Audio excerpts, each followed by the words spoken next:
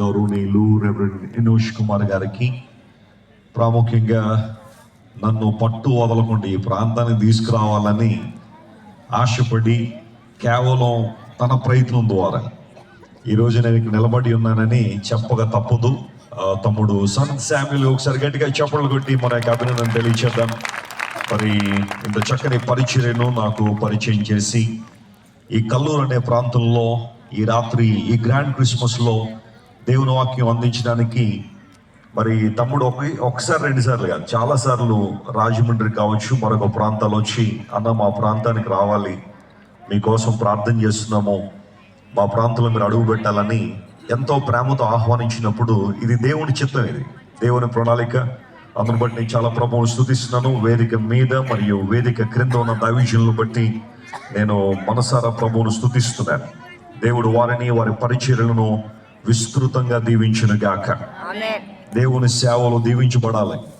ప్రపంచంలో అందరూ అభివృద్ధి చెందుతున్నారు, అన్ని రంగాల్లో అభివృద్ధి ఉంది. సేవకులు కూడా అభివృద్ధి పొందాలి, వారు కూడా ఉన్నతమైన స్థితిలో ఉండాలనేది ప్రతిరోజు నేను చేసే ప్రార్థన విషయాల్లో ఒకటి. మరి దైవజనులు రెవరెండ్ ఎనోష్ కుమార్ గారు వారి బృందం అంతా కలిసి ఏఐసిసిని ఫామ్ చేసిన తర్వాత అనేక మంది దైవజనులకు వారు సహాయం చేస్తూ, ఇబ్బందులు ఉన్న వారిని పరామర్శిస్తూ, మేమున్నాం మీతో, మీకోసం ప్రార్థన చేస్తున్నాము, సహకరిస్తామని చాలా చక్కగా వారి పరిచయం కొనసాగిస్తున్నారు. వారిని బట్టి నేను చాలా ప్రభువును స్తుతిస్తున్నాను. వాస్తవానికి వారి చర్చ్ డెడికేషన్ కూడా నేను రావాలి, అయితే కొన్ని కారణాలను బట్టి నేను ఆ టైంలో భారతదేశంలో లేని కారణంగా రాలేకపోయాను. అప్పుడు కూడా తమ ఆహ్వానాన్ని అందించారు. అందును బట్టి నేను చాలా ప్రభువును స్తుతిస్తున్నాను. దేవుడు వారిని కుటుంబాన్ని బహుగా దీవించును గాక. ప్రాముఖ్యంగా వారి కుమారుడు శామ్యుల్ని దేవుడు రానున్న రోజుల్లో బలమైన సాధనంగా వాడుకున్నాడు గాక.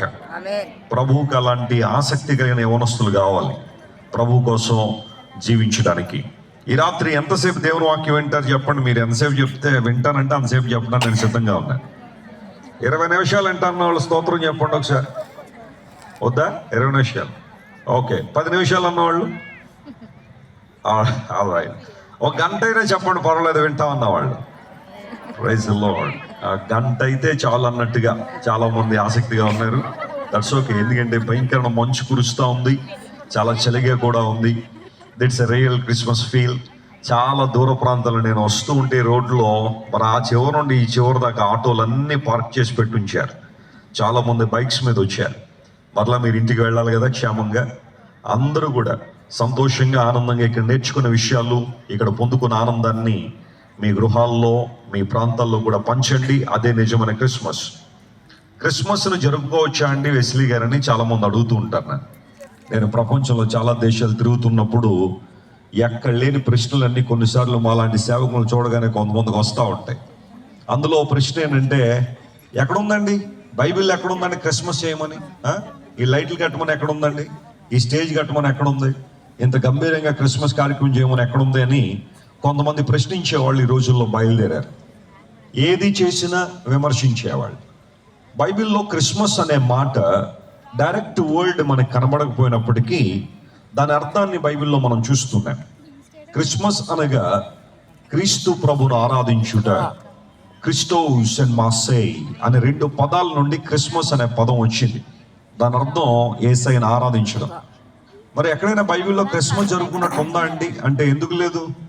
మీరు ఇంటికి వెళ్ళిన తర్వాత లోకాసు వార్త 2వ అధ్యాయం 14వ వచనం చదివితే, పరలోక సైన్య సమూహము ఆ దూతతో కూడా ఉండి సర్వోన్నతమైన స్థలముల్లో దేవునికి మహిమ, ఆయనకి ఇష్టలైన మనుషుల భూమి మీద సమాధానము కలుగును గాక అని స్తోత్రము చేయుచుండెను. చేశారు అనలేదు అక్కడ, చేయుచుండెను. ఇట్స్ ఎ కంటిన్యూస్ టెన్స్ అక్కడ మాట్లాడారు.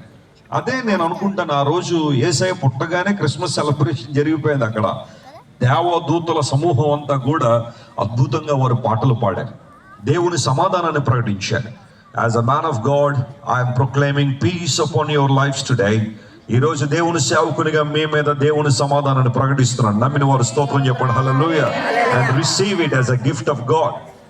మనుషులు చాలా బహుమానాలు మనకి ఇవ్వచ్చేమో కానీ దేవుడిచ్చే బహుమానం ఏంటి అంటే సమాధానం.